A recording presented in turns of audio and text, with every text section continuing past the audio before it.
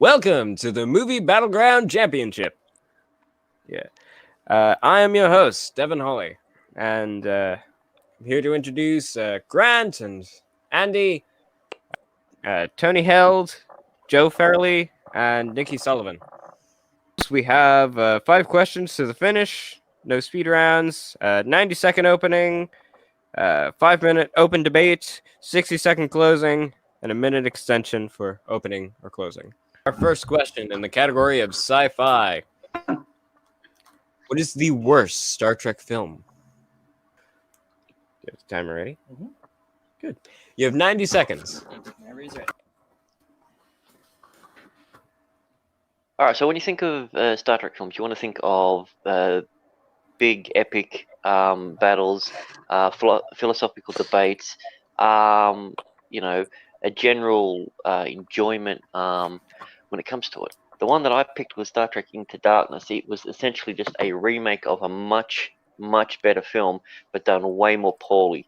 Their big thing was just to swap a couple of things around, switch characters from this place to this place. Bring in a brand new magic blood thing that we've never seen before, and it fell flat on its face. It was the Star Trek that made a lot of people who just thought, you know what, let's just give the 2009 one a chance and see what happens next. It's the one that put the nail in the coffin, and it basically completely changed the genre of it, and it stopped becoming Star Trek, and that's the reason why I've picked my one, and I'll concede the rest of my time. Okay. Well, now we have Andy. Okay, so I am going for the film that Roger Ebert called the worst Star Trek film, bar none. The film that sort of holds up as the worst Star Trek film in pretty much any conversation, which is Star Trek V: The Voyage Home, directed by William Shatner. It was pretty much doomed from the start. It has a terrible pre-production process, multiple script revisions, which badly shows. It couldn't please the cast, it couldn't please the producers. Shatner couldn't get his vision. You end up with a very muddled set of storylines in this one. It's the only Star Trek film to date which hasn't had visual projects done by their main visual effects house, which is Industrial Light and Magic. That badly shows. It is a weak-looking film. It is boring. It's a mess. No one really wants to be involved with it. It's considered by many critics and fans to be the worst Star Trek film of all time.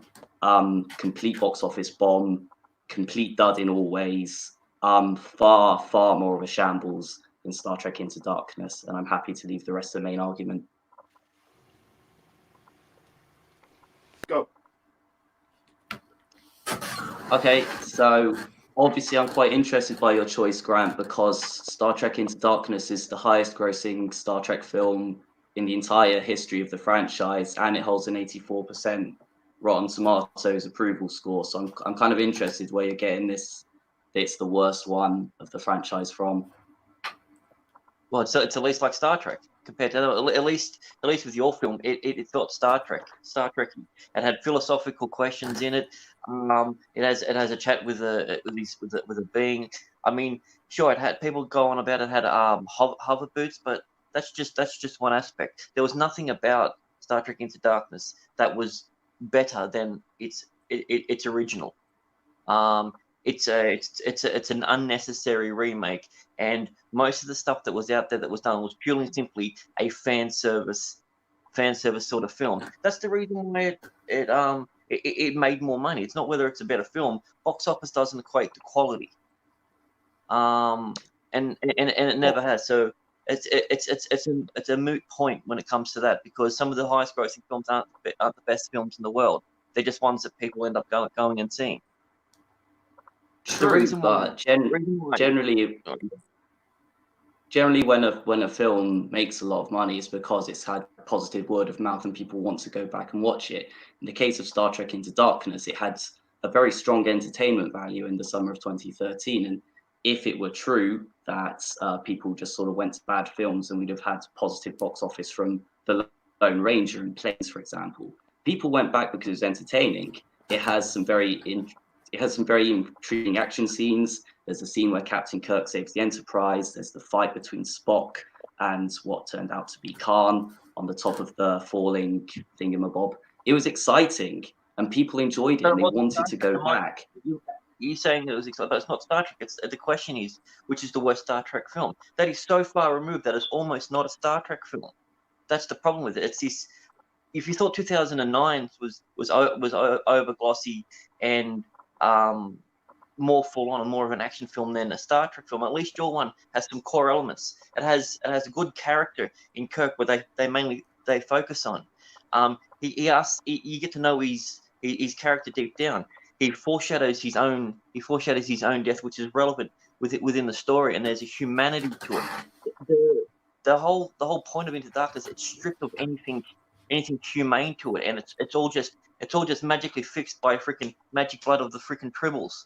Just like all of a sudden, bam, like that, we've got this thing, it's perfect, everything works. At least with Khan in the original, when they did it, they had a whole New Genesis project and bloody terraforming.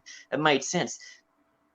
The movie, your movie, while you're saying is a little bit more complex when it comes to it. It's more of a thought. It's more of an homage and a love story to Kirk.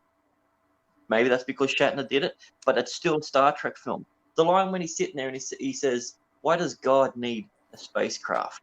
You can sit there. He's delivering it with all the cadence in the world. He's being the captain.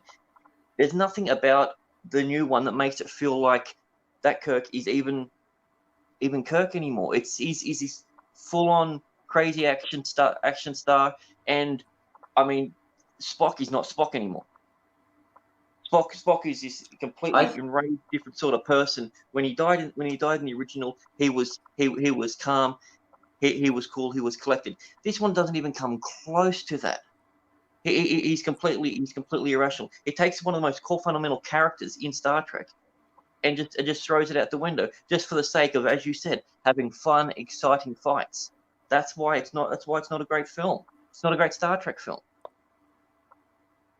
I think it is a great film. I think there are positive parts to Kirk's character in the 2013 film. You get to see what he would sacrifice for his crew, what he would sacrifice for the Enterprise. You get to see him finally start to live up to his father's footsteps. You get to see him take on the responsibility as a captain that we hadn't yet seen from him. He has a lot of positive character development, and it's altered in a way that makes it more viable to a mainstream audience. It's not all about pandering to the Star Trek fans. We've seen what happens when fandoms get in control of their films. They make things worse. They make these unreasonable demands. And in terms of the Voyage Home being relevant to the series, Gene Roddenberry, who created the original series, hates the Voyage Home. He constantly criticized the script. He didn't like the way that it treated the characters. He didn't like the choices the characters made. So I don't really see that being particularly a great homage to the original series. But it's not just about pandering to the original series. It's not just about pandering to Trekkies. Time. Okay.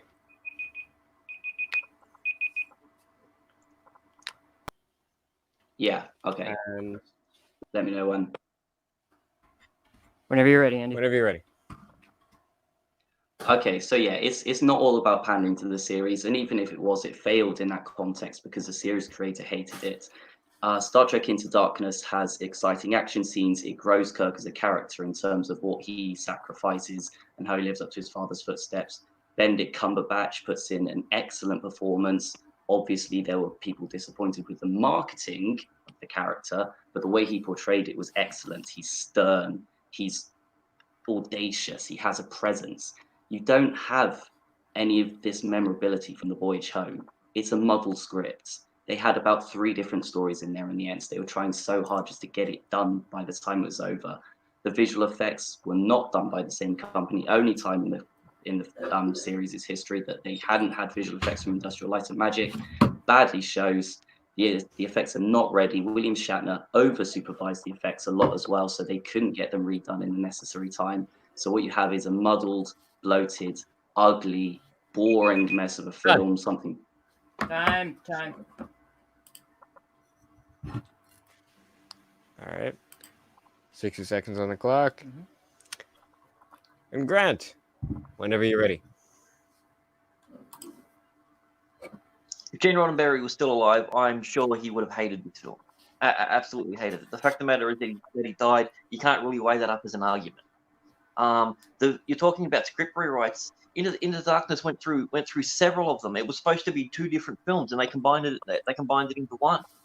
So I mean, like when you've got two different films and bring it into one, it does also show. You're talking about great performances by Benedict Cumberbatch. He hammed it up. He was talking to the audience. He was never a part of the film. He was talking to the audience. To the audience the entire time.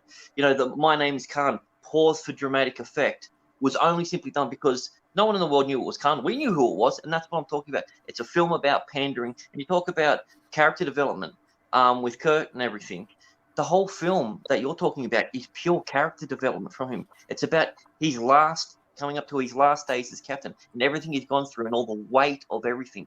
When he talks to the face of God, he's still this defiant sort of person, but he crumbles amongst his own weight. It shows a vulnerability that you've never seen. Time. Okay. Now it's time to hear from the judges. Tony? Yep. All right. So just to make it brief, so I think that Grant's biggest argument to this was that Into Darkness wasn't true Star Trek, but however, I think Andy did a very good job at arguing that, and Grant didn't really build on that enough to really solidify that as his main argument. Whereas with The Voyage Home, and he was able to bring in a lot more of like this is why it didn't work, this is why it was poorer as a whole. So I've got to give my point to Andy. So for me, Andy started off a lot about why Into Darkness was a successful film. A lot of talk about why it was successful and what made it successful. But Grant did focus a lot about why Star Trek Into Darkness is a poor Star Trek film. We didn't get a lot until this final about why The Final Frontier isn't the worst, but he did hit a lot of those points in his final argument. I think a lot of the points that Grant made, Andy didn't really hit back on. I think Andy made a good argument as to why Into Darkness is a more successful and maybe more enjoyable film, but I think Grant really hit as to why Into Darkness is a poorer Star Trek film, and for that reason I'm going to give Grant the point. All right, now Nikki. Yeah, so I think both guys made a good argument. Maybe not necessarily pick the worst film that there was, but it's about who gave the better argument for which one of their films was the worst. And I think Grant had the better argument of why his film was the worst. And I think he had some good counterpoints in the second round of why it was specifically worse than Andy's movie. So I'm going to give my point to Grant as well. Next category, in the category of classics, we have which of Hitchcock's films that has not been remade could get remade? Andy. All right. Whenever you're ready. Okay, cool. So obviously Alfred Hitchcock has a list of classics pretty much unparalleled in Western cinema. There are very few of his films that could be bettered.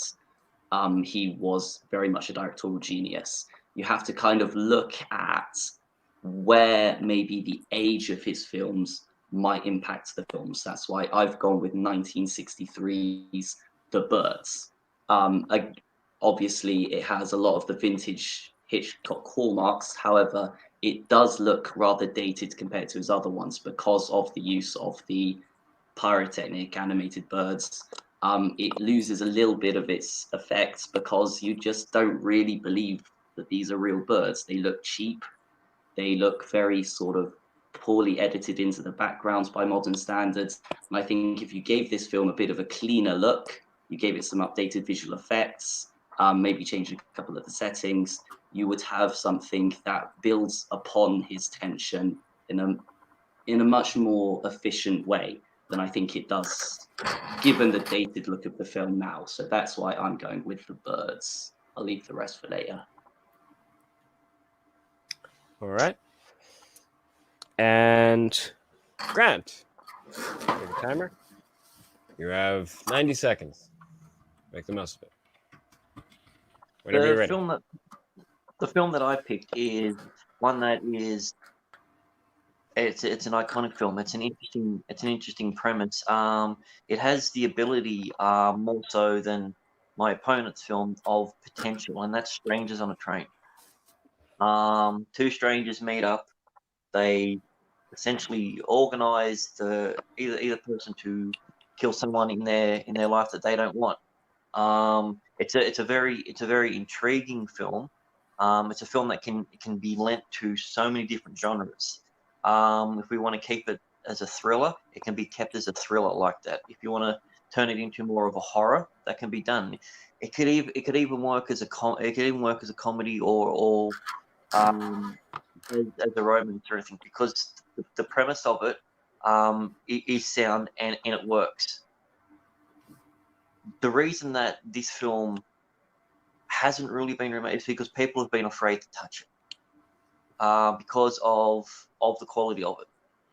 It is one of his best films, and yeah, that's the reason why I think it could be made. I'm going to consider it for my time. All right. And now that leaves us with the 5-minute open debate, starting whenever you're ready. I think you've pretty much hit the nail on the head there, Grant, in that people are scared to touch Strangers on a Train, and that it probably can't be made better than the version he made in 1951. I think that's as good as it's going to get. That's not the question. The question is not what could be made better. It's just what film could be remade. Well, any film could be remade, but you could pick any of his films and remake them. I mean, you've got to have a good reason for doing it. And at the moment, Strangers on a Train by Alfred Hitchcock is as good a version of Strangers on a Train as you're probably going to get. It stands on its own because of its pacing, because of its acting, because of its vintage black and white cinematography. It's hard to see how that's going to be topped. And in 2000, has potential. It can be slightly changed to fit any genre. Your film is purely and simply going to be a horror film, and the idea of set creature swarming and attacking humans, it's been done to death. It's an old trope. It's not really one that's exciting, and it's not one that sells now. And the problem that your film's going to run into is, no matter how good it is with the birds, people are always going to have in the back of their mind birdemic. These sort of films, Eight-Legged Freaks, these films where they have all these animals that are just attacking people. Then you got to find the reasons why and everything, and it's just been done to death, and it's not exciting, because all you've got is you've got main protagonists, and then you've got everyone else is expendable, and everyone knows what's going to happen. You can keep mine as a thriller. You can change the thing. You can have it as someone that's, instead of killing someone, maybe they need to kidnap someone. Maybe they need someone rescued. Flip it on. They're not doing a crime. They've met each other. They've found out each other's problems, and they're trying to help each other. My film has potential to go in a million directions. That's why it will work better than a horror film where you've got a bunch of creatures trying to attack people and people trying to defend. It's basically an animal zombie film, and the zombie genre is dying out now. well, the horror genre certainly isn't dying out, because it's still making lots and lots of money. And if we've still got sort of several Conjuring sequels, we have The Invisible Man winning this weekend's box office, and that is in its own way a play on something attacking the sole protagonist. So those films are definitely doing well, and there's definitely still a market for those films. I definitely don't think that people have Birdemic Shock and Terror in mind, because no one's seen that movie. Outside of a very few people within this community, the general audience doesn't know what Birdemic Shock and Terror is. And at the end of the day, what you're saying about yours having lots of potential in different genres, you're starting to sound almost as if you're just going to take the premise and make a different film out of it, because you're talking about changes to the way the plot works, changes to the way the characters interact. Yes, there are comedy elements, but it is specifically a thriller. I'm not talking about a shot-for-shot remake. Your film would take elements as well and change things around. So that argument is moot. Obviously, we were not talking about a shot-for-shot remake. I said it's got potential because it can go in many directions, genre-wise, actor-wise. You can, if you want to do it, gender swap, it would still work in this modern day. It wouldn't have worked back then. Maybe that's what the film needed was that little bit of a twist. You can set the whole film on a train, where you've got things like, so it can be condensed into something small and great. Make it a horror film with not a lot of area, like Saw was. You talk about the invisible. That's more of like a Halloween sort of thing. You know, one antagonist going around getting a protagonist. Not talking about a mob swarm of things, which we've seen that, and it's always the same sort of thing. Expendable characters. Main person has plot armor to up the wazoo, and it's just a bunch of. And frankly, it'll be CGI. I'm assuming. Mine one can be shot completely without the use of effects, and it can hone into that and sell itself on that principle. It will be able to be sold because you'll be able to use the name of that one. Best thing since then. Not Alfred Hitchcock made a bad film, so These Birds is going to be better. We can work off the original one for my film. With your one, that won't work, especially marketing wise and advertising.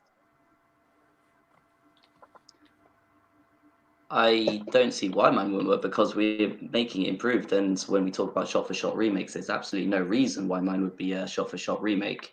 One of the few people who criticised the original Birds was the author of the source novel, Daphne du Maurier, because she didn't like the fact that they changed the setting from her book into the film. So why not time. put that's one, hasn't it? Yeah. Time.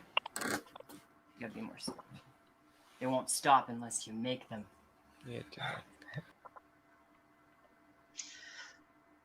Okay, so I'm gonna hammer this point home. Potential. My film can go in many directions. He hasn't described how his film can go in many directions. He said that mine would have to be like basically shot remake, and I said no, it doesn't need to be. It doesn't need to be better. That's not the question. It's which one could be a remake. And the reason why I think mine could is because not only do you have to find the right person, the right effects company to do his one. What you need for mine is just some people in there, some good, strong filmmakers. It doesn't matter who they are, any of their visions will work with it because the whole idea and the story and the essence of the film will work in so many genres. So you've got multiple things. You can turn it into a horror. You can stick with a thrill. As I said, romantic comedy. It has the potential to go in any direction. His one is the stock standard, lots of monsters attacking a couple of people survive. Everyone else, congratulations, you're now part of the Expendables. And that's it. All right. Go ahead. Whenever you're ready. Yeah, so obviously you are talking about the potential to make it many different ways, but at the end of the day, it's not going to be as good as Alfred Hitchcock's version, one which has actually had better critical consensus as time's gone on. In 2015, you had David Fincher and Gillian Flynn, director and writer of Gone Girl, and Ben Affleck, the star. They were in to make it. They were trying to do it, but they've dropped it because whilst it has potential, how are you going to find a way to make it better than the original? And I know we're saying what could be remade, but any film could be remade ever. You have to have a reason to do it. And with The Birds, there's a reason to do it. We can make it look cleaner. We can make the scares more effective by updating the effects, making the birds look more convincing, giving it a look that better terrifies it. The point I was about to make, Daphne du Maurier didn't like the fact that the setting from the film was changed from her book, so we can set it back into a rural English farmyard, make it a much more a much smaller setting, a much more intense setting, and we can really give a different, updated, cleaner version. Time. Now it's finally time for the judges. And starting with Joe. This was a really tough one for me. They both gave really good arguments, really close all the way through. Grant spoke a lot about its potential, the fact that it can work across multiple genres, the fact that you could change the leads, you could change the gender of the leads. And he brought up things like Birdemic as well to counter Andy's points. But with Andy focused a lot on making it look cleaner and giving it better visual effects. But he also countered the points really well with, horrors are continuing to make money and that you can update the performances, you can update the effects, and the fact that you can make it more like the book it was based on. And just and when he really, the point that really stood out for me is when he said, any movie can be remade, you have to have a reason to do it. And I think his reasons were just a little bit better. So I'm going to give Andy the point on that one. Okay. Next up on our judge list is Nikki. Okay, yeah, I think you both made really good points. I think in the second round, Andy, you kind of helped Grant's argument a little bit when you said that he was just like remaking the present, the premise of it. So I got to give the point to Grant. I think most remakes aren't shot for shot remakes. That the good ones at least take creative liberties with it, and I just think Grant did more of that with his argument. All right. And the final judge, Tony.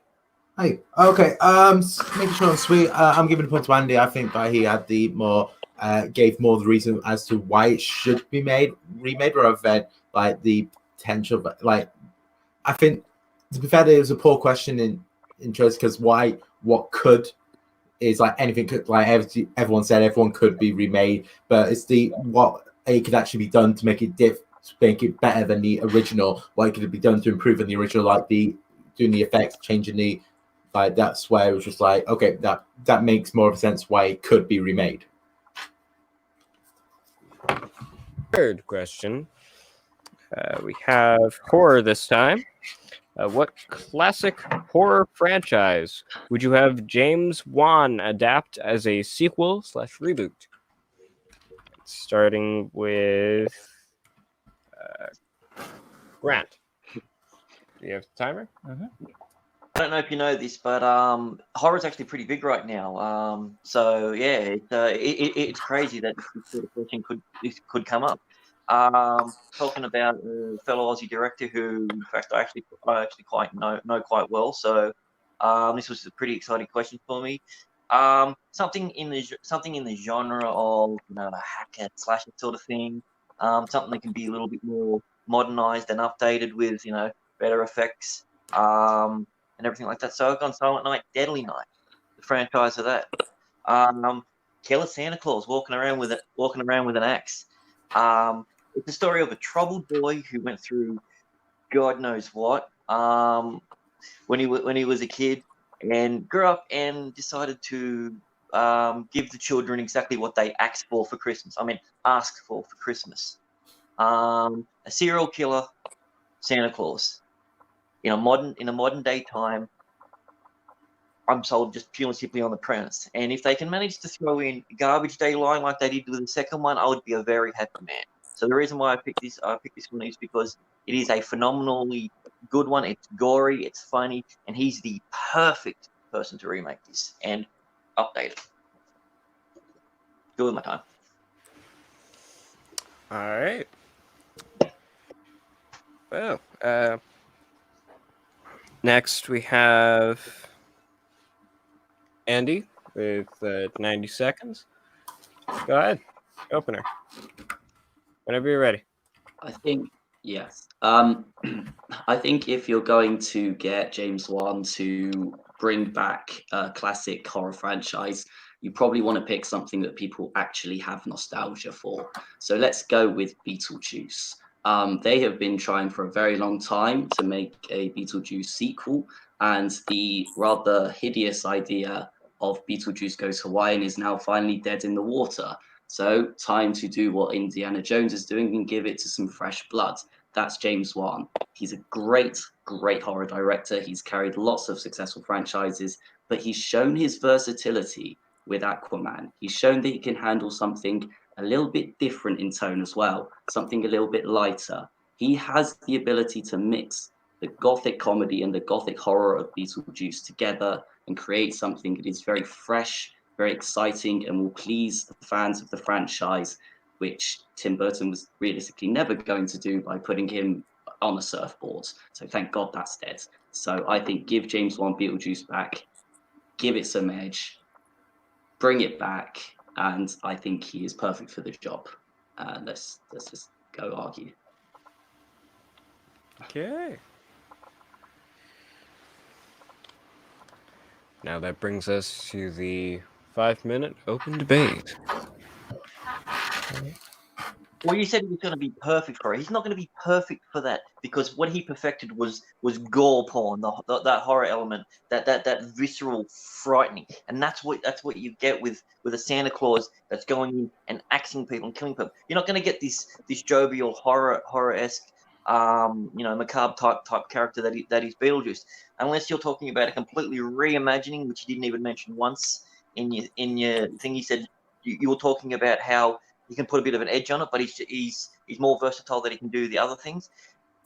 If he wants to be perfect, it's not about being versatile with your genres and everything. It's about nailing what he's perfect at. He's perfect at doing the slasher gore porn style thing, and that's exactly what something like Deadly Night series would entail. You can do it. You can do it on the chip because you don't need a lot of effect. He can hone back into his practical effects for his bloods and his squids, which he absolutely loves more than anything.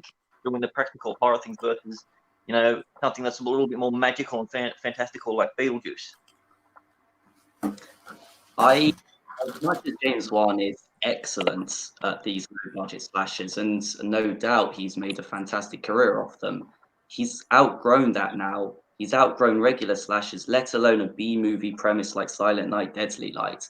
I really don't see the need to waste a very talented filmmaker on a franchise based around a toy store Santa Claus going crazy, which they've made 5 unsuccessful iterations of. It seems to be a bit of a waste of his talents. So let's give him something that people actually want to see. He's outgrown that. He's done Aquaman now. He knows what he's doing with a different style. And what he needs to do is balance his sensibilities. He did something fun and exciting. He's done slasher horror. Now, Beetlejuice isn't necessarily slasher horror at its core, but it has elements of gothic horror, which can be given a little bit more of an R-rated edge, because I don't see the harm in that. And it just seems like it would be a more useful product for his skills to engage in now, rather than taking part in you're saying because he's successful, he couldn't revive. He's the perfect person to revive a failing. You hit the nail on the head. They had 5 sequels, 5 iterations of it. He's the perfect person to do that. He can take something new and put it into it and make it more. And you're saying they were bad. They made a little bit of money with him behind it. They'll make huge money. He's got $1 billion box office behind him. He's the perfect person to take a failing franchise and make it big. And that's the core of the question. Which franchise would he be best at? And it would be that one.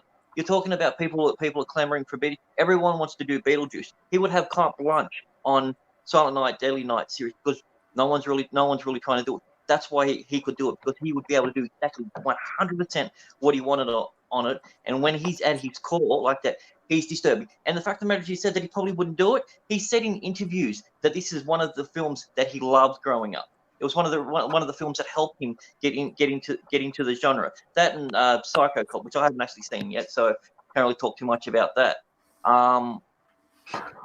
He's got that element of love and passion behind it. And just because you're saying he's successful now, he's outgrown it, you obviously don't listen to the guy in his interviews and everything. At his core, he is hardcore horror. That's his core. He puts that element into every film that he does. He tries to add as much as he can to it because that is him. He probably has some level of nostalgia for it, but unfortunately most people don't. It's well remembered for the garbage day line you mentioned earlier, which isn't actual nostalgia. People just like to relentlessly mock that because of how bad it is. And yeah, he would have carte blanche on it. He's the only person in the world who wants to do it. He's the only person in the world who wants to see it. They rebooted that as recently as take something but that's they failing, rebooted it as money. I don't see the money in it. They rebooted it as recently as 2012, and I don't think anyone really knew it happened. Obviously, he could maybe get a little bit of marketing behind it, but it doesn't have the money that Beetlejuice does. Nowhere near, because it has a clamoring of fans. They've rebooted that in a few different ways, not on film. They've done video games. In 2016, they started a Broadway musical of it. People are still clamoring to see Beetlejuice. And if he gets given the opportunity to do that, he can give it his individual take. And, you know, Silent Night, Deadly Night with him maybe makes a... Time. All right.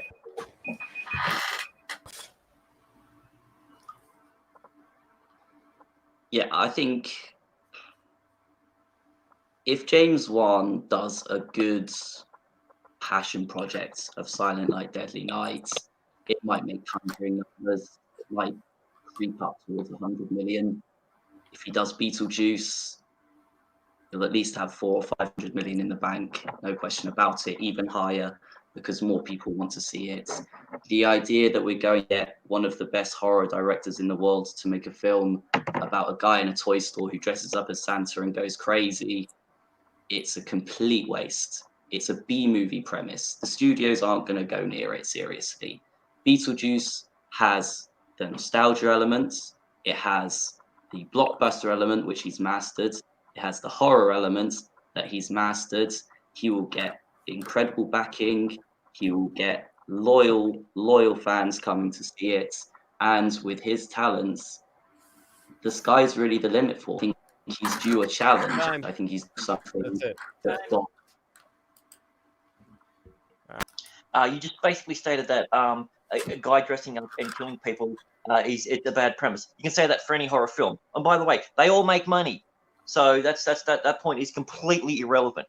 The question is which one should do? He should do this because he will revitalize. He'll take something that was a B level and turn it into an A level because he's that good. You're talking about he mastered this. He perfected that genre for years. He's the perfect person to do it because he's the only one that can do it. Because, and get this is the thing that I don't think that you realize. He's talked about wanting to make it. He said that if he ever got the chance to, he would make it. So, I mean, I guess, unless you know more than what he does about what he should do, this is a film that he loves. This is a franchise that he loves. It's an actual proper franchise of movies. You got multiple movies. You got multiple generations. He's the perfect person. He's the perfect person to do it because there's nothing that he can't do in that film. Time. That's it. Time for the judges. Starting with Nikki.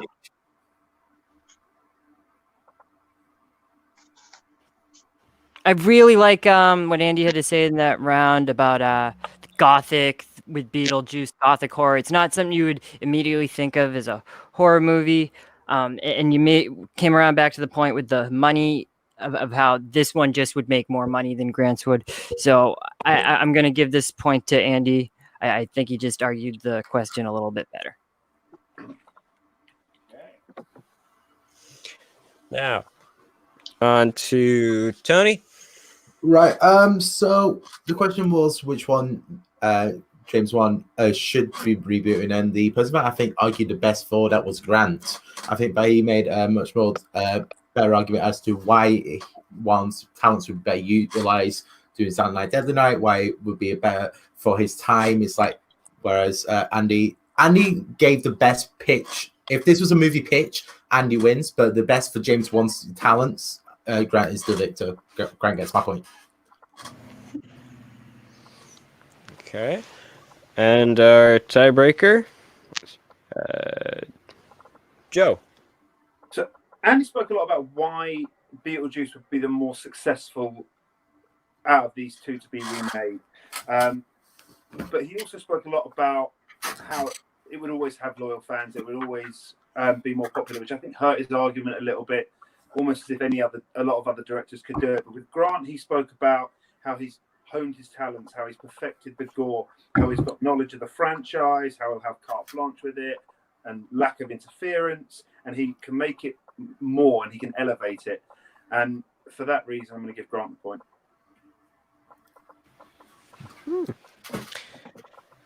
That makes our winner for this round, Grant. All right. I actually asked him this question in a tweet. Out of the two, which one he would prefer to remake? Oh, nice. Did you reply? Yeah. Did you get an answer? But yeah. I wasn't going to show it though. Oh, I would have done. Hey, don't No, my whole argument just like That's games that match if you do that. like he said he wants to do it instead. No, actually, he replied with, I'd rather do The Invisible Man, but my best friend beat me to it. Ah, fair. Great.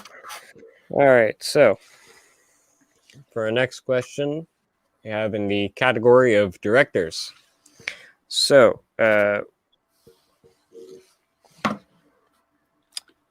is the best film directed by Bong Joon-ho, excluding Parasite?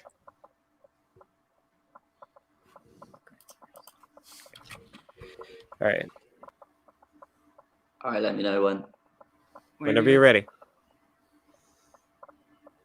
Okay, I think before I sort of get into the crux of my argument, I think we'll just all show some love for Parasite, which is an absolutely outstanding film, absolutely brilliant. So obviously that's probably his best one. I'm going to go for the film of his that probably comes closest to that in terms of encapsulating his directorial style, mixing this blend of crime thriller with this whip smart social satire. That is Memories of Murder, a film based off a real life case which was incredibly well documented in Korea, very, very famous in Korea.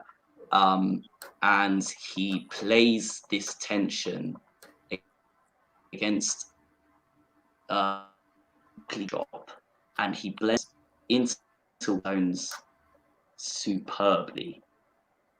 Parasite may have taken the spot of his best film, but up until then, it was Memories of Murder. It did what Parasite did, and it did it in a different context, a risky context, and it does it flawlessly. This is a fantastic crime, buddy, murder, detective, thriller, social, satire, multi-genre masterpiece.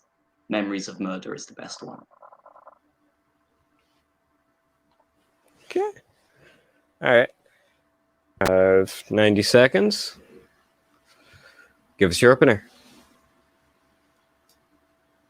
Haven't we all wanted to have a friend that we could rely on, someone who you'd do anything to protect? You know, my film that I've picked revolves heavily around that, around the theme of, you know, David versus Goliath, industrialism, fantasy, and just the essentially essentials of existence, and that's Okja or Ukja, depending on what part of the country you're from.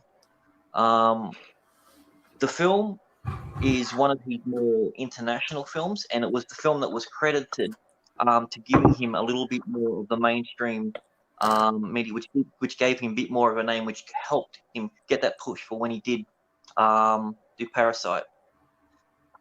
The film revolves around the story of protection, where, and it's a completely different style of genre that he's used to doing. He's done crime stuff in the past. He's done comic book films. Like, he has the ability to do so many different things. But this one was so far removed from his other thing that there was a passion and a joy when he made it. When he talks about it, there's this little light behind him. He knows it's his best one. Whether it get the commercial and international success that it should have. Yeah, that's to go without saying. Sometimes the best films are the ones that people don't usually get to see, or that don't get the best proof.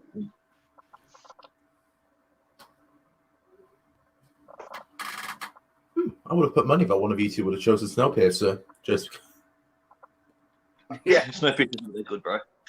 it's not. Can we have that money then, Tony? No, I'm good. I'm glad that I didn't mention it. For our 5-minute open debate. You have the timer. Whenever you're ready. Right. The problem that you have with your film, it is a good film, and it is in fact one of my favorites. But that's not the question. It's not the question. Is the favorite? It's his second best film. The problem that he had with that is the same problem that the two leads had with that. They were just that little bit too green. They were still too young. They were still finding themselves with it. He didn't hone his style until much later in his career, and the reason why the the film has got a lot more praise. That came post. When it first came out, it wasn't well received either. But you're saying that it's really well liked and everything. That happened way past the initial release. It was once he became a little bit more famous, and that it's a good film. But the problem is the core things that it lacks is the fact of the matter is that the cinematography is average. The lighting is poor on that aspect. The camera work, the physical camera work, is fine. But compared to everything else that he's done, it just shows that he wasn't quite ready for that. I mean, we're talking 17 years ago when he was doing that, and 10 years before that, he did his first feature film as a child, or was a young, I should say. Oh, there you go. I don't want to filibuster you. That's all right. I mean, I don't think it really matters when people decide they like the film or when it receives the most traction, because at the end of the day, people have recognized it's a great film. Some of these people include Quentin Tarantino, who named it one of his 20 favorite films since 1992, and also the Korean public, who named it their best Korean film of the century. You're picking up on some fairly minor points. I mean, cinematography and lighting is always going to be a little bit dim in a detective thriller, but it also has key things like an amazing screenplay, a screenplay that balances. Sorry? I didn't say it was dim. I just said it was poor. Oh, okay, Paul. But I mean, at the end of the day, it's a low budget international film. It's doing what it can. But at the end of the screenplay is the core of the film, and the screenplay is incredible. It's suspenseful, but it balances these two tones very, very well. And what it does, it recognizes a real event that happened in Korea, which had never been seen in Korea before. And so what he does is he brings in these... It cops back to the amount that it changed. If you're gonna go on the fact that it was based on a true story and that it copped a lot of stuff for the things that it changed, and it wasn't for the protection of anyone like that. It was just to try and make the story a little bit more interesting. So it's either really well written in that, or it's really factual, because it's unfortunately it's not both.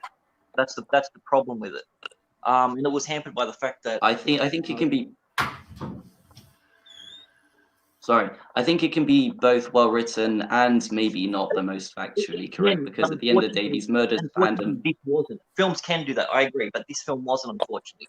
My film is a film about, you're talking about two people trying to go out there and solve. We're talking about a little person, a tiny little person, compared to a giant corporation going out there. You've got your antagonist in Tilda Swinton, who also said this was her favorite film of all time. So we want to throw names out there, and that's fine. Tarantino has a very eclectic collection of things that he likes when it comes to foreign films. And that you're also talking about a quote that he said before my film come out. So I mean that doesn't really count as proof versus my one. We both got good films. Mine is his best film because it got the most heart. It shows everything about the characters. The story of someone trying to go up against insurmountable odds in the form of protection. It shows what happened was like when he became a father. It put his effort into that. It shows that because his project was like his child, just like was trying to protect the creature from Tilda Swinton and all the corporate.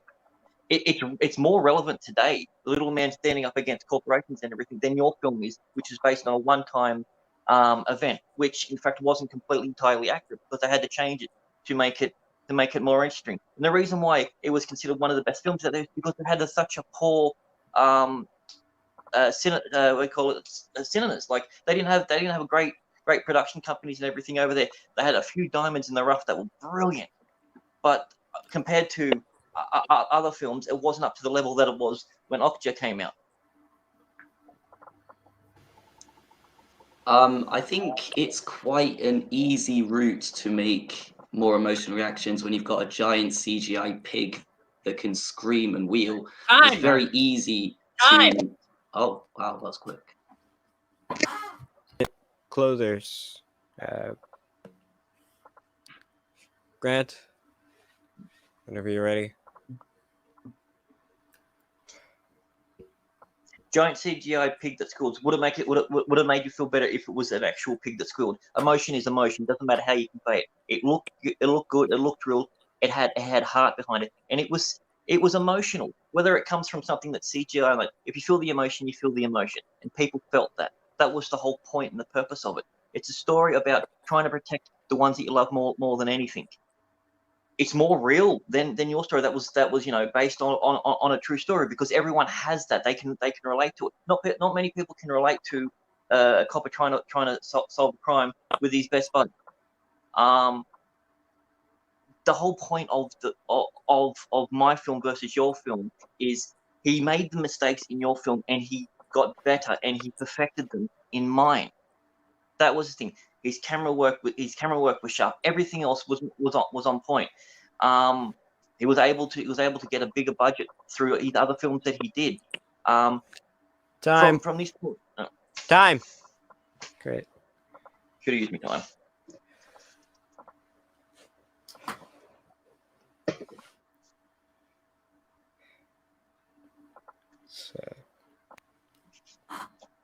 Okay, look. Okja, you can call it emotional all you want, but it's incredibly ham-fisted. It's very easy to try and make us feel sympathetic when you're so obviously making the villains over-the-top villains, when the corporations are these wacky, zany, completely nefarious, unrealistic characters. Sure, it's emotion, but it's very overblown, it's very ham-fisted, it's very forced. You talk about the things he did wrong in my film. But if the only things you can bring up that you did wrong in my film is the camera work, then obviously it's going to be better in your film, given a massive Netflix budget. It's not really a fair comparison. Memories of Murder has an incredibly arresting screenplay. It's tonally very smart, mixing the crime thriller with the dark comedy aspects. He uses a real life situation and uses it smartly. Korea had never seen this before. They didn't know what to do. So the cops in his film don't know what to do. He uses it very accurately. He used it for comedy in a very risky way. I can see the fingers, so I'm going to stop. Time. All right. So I guess now it's time for the judges. Starting with Tony. All right. This is a difficult one. I think both of you guys made very compelling arguments, but I think that the argument that won me over the most was Andy's. I think the way that I think Grant laid a bit too heavy on the whole idea that South Korean cinema isn't that great to begin with. So I think that's where he slightly faltered a tiny bit. But I think Andy just made a ton of better points to say why that one is better than Oka.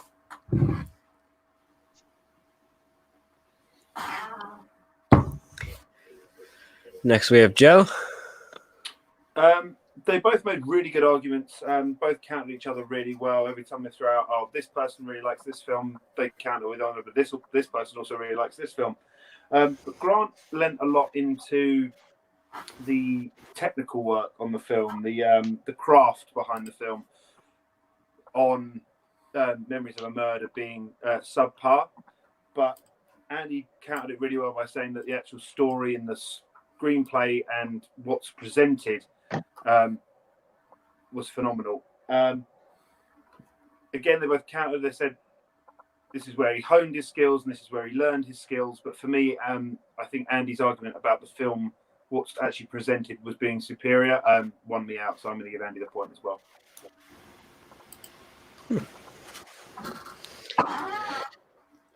I didn't say North Korea cinema was bad. I said it wasn't as good as what it is now. I never say it was bad. It's just not up to what it is now. Yeah, it was poorer at the time. Yeah. Poorer, yeah. Yes. Also, Grant, some people can relate to cops solving crimes. Oh. All right. I can tell that was bittersweet for him, to be fair. That is worst comedy of the 80s. Starting with Grant for your 90-second opener. Go nuts. So worst comedy of the 80s is something that I love good comedies, but I love bad comedies. And the one that I picked pushed the boundary to the point where it started off as a comedy, but it almost pretty much ended in a horror. Not because of the way in which it was made, because everything about it was disturbing, from its pre-production to its even to its advertising. We're talking about the Garbage Pail Kids movie. You've got a franchise that was already making money. It was good. It had a following. Pardon me. It had merchandise. It had everything going for it, and the execution of this film was the most disturbing, unfunny thing that I've ever seen in my entire life. To the point where they no longer are going to do any form of live action film, while all the people who are in charge of it are still alive. They have that legitimately written in their contract. That's how bad of a comedy this thing was. Sometimes you can see comedy in disaster. Not in this case. It was garbage.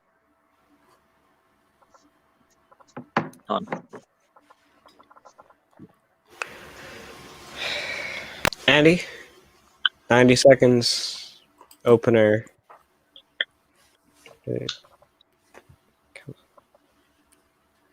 Whenever you're ready. Okay. All right. So, trivia question. What is the only film that is so bad that Adam Sandler himself has removed it from his personal websites? The answer is 1989's Going Overboard, a film with a production ranging about 1 week. And it shows. This is horrific. This is the epitome of offensive, dour, gross out bro comedy that no one finds funny, is targeted to the lowest common denominator, and its legacy is 3 more decades of Adam Sandler films like that. Now, that's pretty redundant in many ways because we're only on this singular film, but this one sucks the most. No plot, no engaging characters, lots of offensive humor, lots of nastiness, no fun whatsoever. This is one of the worst films, period, of all time. So much so that one of the worst comedy actors of all time hates it. Let's go. To the 5-minute debate. Whenever you're ready, gentlemen. You're right about one thing about your film. It is offensive. It is disturbing. It is disgusting. But it's also an R-rated film. Mine was targeted to children, and it's just as offensive. There's fart jokes. There's dick jokes in there. There's the creatures themselves. Just the physical appearance of them was supposed to be humorous, and it looked like someone put Chucky in the microwave for a week. You know, it was the most disturbing thing that you've ever seen. And then to expect that to be able to deliver comedy was terrible. Yours was a passion project from a guy that did stand-up comedy who threw something together quick. Is it bad? Yes, but it's not the worst because it's small budget and small time shows the reason why it failed. My one had all the money behind it. It had the money behind it. It had the scripts. It had the people. It had everything for success, and it still failed worse than your film did. I'm a little confused how you can call something a passion project and also say that it was thrown together quickly. What happened was they realized that they were about to go on a cruise with a bunch of Miss World contestants, and they realized, oh, hey, you know, we've got a camcorder. Let's make something with Adam Sandler and this collection of half-naked women. And what He's very we get passionate is about half-naked women. He's clearly not. We're all passionate about that, but that doesn't mean it's a passion project movie. And he's clearly not that passionate about it because he's deleted it. He's tried to literally erase its history from his own. After the fact. But at the time, he was pushing it. He loved it. He thought it was going to be great. He thought it was going to be great. Okay, so he thought it was going to be great, he was really passionate about it, and now he wants it completely erased from memory. So it is so bad that the thing he wanted to do so bad, he now regrets. That's like going through an incredibly heavy-handed divorce. Because it was if he was passionate about it at the time, great. He should have put some effort into it then, rather than shooting it over 3 days.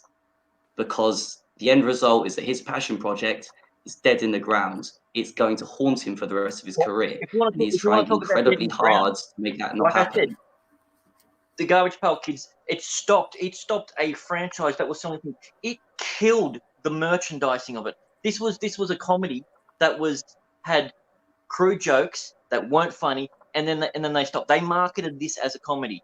This was not. This was a disturbing thing. You're talking about your guys movie. It's bad. I've seen the film because, like most people, thought, Adam Sandler, I'll get it. It can't be that bad if he's still been making movies 30 years later, as you stated. So how can something be so bad that my film was so bad that they're never going to make another one? They had to fight for years and years and years just to be able to get a TV series out of it, which only lasted one season. Your comedy was a bad comedy that was quickly thrown together. My one was the one that took time. If you make a joke and it doesn't work because you just thought of it off the top of your head, it's a bad joke. But if I spend a month on a joke and then go and tell that joke, and it's a bad joke, that's worse. They had all the preparation, had all the keys to success, and it failed. That's why it's the worst. That's why it's the worst comedy. Because when you've got millions of dollars behind you, and you can't even make a fun kid movie without having to try and resort to crude, disgusting jokes that don't even work, that don't even make sense, then that's worse than some guys like, let's get a camcorder and let's go film some chicks on a cruise. Adam Sandler's still making 30 years in the future because of Saturday Night Live. That has had an incredible effect on the career of numerous comedians. So going overboard doesn't, that's why he's still making films. He's lucky because of the people he knows. A bad joke is a bad joke. Doesn't matter how long you spent on it. It's going to suck, so just don't do it. And at the end of the day, the Garbage Pail Kids is intellectual property, but it's based off parody stickers. Garbage Pail is a parody of Cabbage Patch Kids. So it's not the greatest intellectual property in the world. The fact that it's been killed by this movie, I mean, what did you expect? It was going to die a death anyway. It's a parody. It's a comedy. Its core feature of its existence was comedy and satire, and they couldn't get that. You said about the Cabbage Patch, the Garbage Pail. It's all there. It's all there. It's a nice little condensed package. All you have to do is show it. But they couldn't even do that. That's why it's the worst. That's why it's the worst comedy, because for one, the comedy in it is practically almost non-existent, and when they do it, Time. it is terrible. Time. There we go. All right. So, worst comedy of the 80s. Grant, give us your closer. Andy first. Andy. Minute. You know the drill. Go. Do your thing. Okay. The Garbage Pail Kids was doomed to die a death. It's a bad parody of something that was actually popular. So what did you expect? At the end of the day, it's actually more entertaining because of how bad it is, because the gruesomeness of the figures, sure, stick it on with your mates, have a laugh at how bad it is, and let's be done with it, okay? You can kind of ensure some entertainment from the badness. Going overboard's just boring, offensive. It's what happens when a rich schmuck gets on a boat with some ladies and decides to make a film about it. It's just so self-absorbed. The jokes don't work. None of the characters are nice. You've got two gross-out comedians. You've got a deliberately disgusting rock star. They literally made his physical appearance as gruesome as it can be. There are no likable characters in the entire film. And this is a film about people.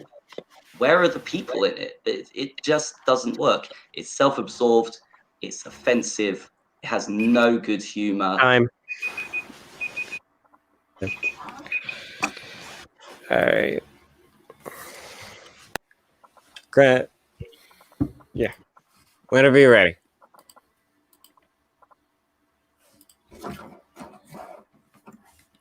You stated that you can throw the thing on and have a bit of a laugh with your friends for how bad it is. You can't. You clearly haven't seen the film if you're saying that because of how bad it is.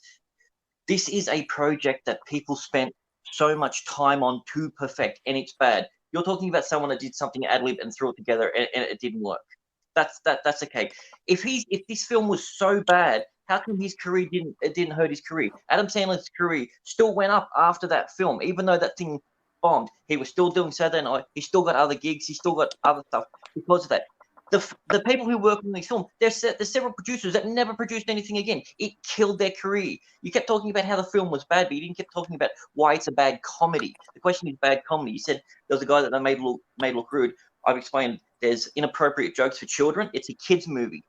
The whole purpose of it was based on parody. Parody is comedy. They couldn't even get their own premise down for the product. People have put in their contracts that this can never, ever happen again. That's how bad it is. You want to talk about someone that's had longevity in their career after this, with 30 plus years, and sure, some bad films as well.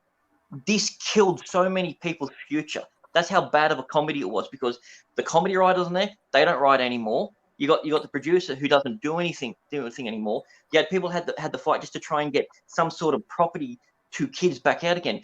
The merchandising from that completely tanked. They designed this as the funniest kids movie. Coming this June, funniest kids movie, and there was no humor in it. It wasn't funny. It was crude. It was rude. Your one is just a bad film. My one is the worst comedy because they had the time to make the comedy good. They had a product that was already comedic. They had the whole premise that was designed to make people laugh, and they failed. And it belongs exactly where its namesake is, in the garbage, with the worst film comedy of the 80s. Time. Now it's time for the judges, starting with Joe. This has probably been the most intense round we've had so far. They were trading blow for blow. Both hit perfectly the nail on the head as to why their comedies were bad, why their movies probably should never have been made. Andy said a lot about how it was just a poor idea from the start, how it shouldn't have been thrown together with a week of production. But Grant also hit as the fact that they had more time to make this film. They had a target audience which the movie was just not appropriate for, and the jokes were just not appropriate for. And in terms of a comedy, not being able to hit that for me was what edged it just ever so slightly in Grant's favour. So I'm giving Grant the point. Okay. Next, Nikki. Yeah. Yeah, that was definitely a good round. I think it was the strongest round for both of you. Congratulations on that and getting this far. So I think Grant made the best point of like the longevity of failure of after the movie and how the movies are remembered, that it's so bad that like they're never going to touch it again. So Grant, I give my point to you. And for new Movie Battleground Champion of the world. And how you feeling after winning this championship? Say how emotional is an understatement. Oh my god, I had no idea how these rounds were going to go. The first round, I thought for sure. I said, "There's no chance in hell I've got this." And then I win. And then the second one, I'm like, "Oh, poor Andy, I smashed him in this one." And then he got me. I'm just like, "Oh, I don't know what to do." I've always described debate to me is like being beat up underwater. You don't know what to do. It's frustrating. It's exciting. And the better your opponent, the better you have to pull it out. And Andy was phenomenal. The fact of the matter is that I'm sitting here raising my voice, going on like a lunatic, and he's just this one cool, calm tone. It's insane. Now I got 2 belts. You know, I never thought one belt was possible, but especially getting in movies, Being a multi-champion in trivia, and now in this, I'm rambling because I don't know what to say, which is kind of ironic in the debate about press speech. But no, I got all the respect in the world for Andy. I thought he might have had it then. I just didn't know. Like, and that comes down to the crux of it. You just never know. And all I know is that he's made me a better debater, and I want to thank him for that. And there's no shame in anything about that. You brought it, and if you beat me, I'd have nothing but good things to say about you. Andy, getting a championship match is no small task. How do you feel about the loss? Definitely did a good job today. So, how are you feeling? I think. Sorry, a bit of a cough now. Yeah, I gotta be honest. I mean, this hasn't been a match. Like, I'm trying to find the right words for this, but it's meant to have been a tournament, and pretty much all my opponents dropped out until I ended up here. So I wouldn't say it's a deserved finals spot. I think it's been unfortunate circumstances. And then to come up against Grant, who already has a debate belt, it's always going to be difficult. So I might not have felt particularly comfortable winning the belt if I had, because of the circumstances. So I think, all things considered, the person who deserves the championship has the championship at the moment. I don't think there's really any argument to that. It was a very fun match. He knows a lot about movies. He's definitely a man of movies. He brings some very good arguments. He takes up a lot of the debate space. He's a very intense person to play.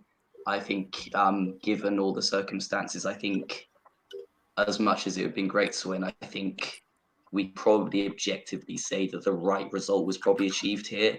So I think all things considered, I think this is a good outcome. I think Grant deserves it a little bit more than I do, to be honest. All right. Well, let's sign off. Everybody go around the table. Tell us where we can find you. Tony, where can we find you? Yeah, absolutely. Best way to find me is Feature Presentations. You can find us on YouTube, on the Facebook page, Feature Press on Twitter. Go there. We got Feature Presentation Trivia League, Fancy Film Fest, which is our movie draft weekly match, game. We do a ton of stuff. We got Enchantment on the Sea, our version of the free for all, coming out March 22nd. That's going to be live. I know he's in it. I know there's a few others that may potentially be in it as well. So it's going to be awesome. So follow us there. And Joe, where can the people find you?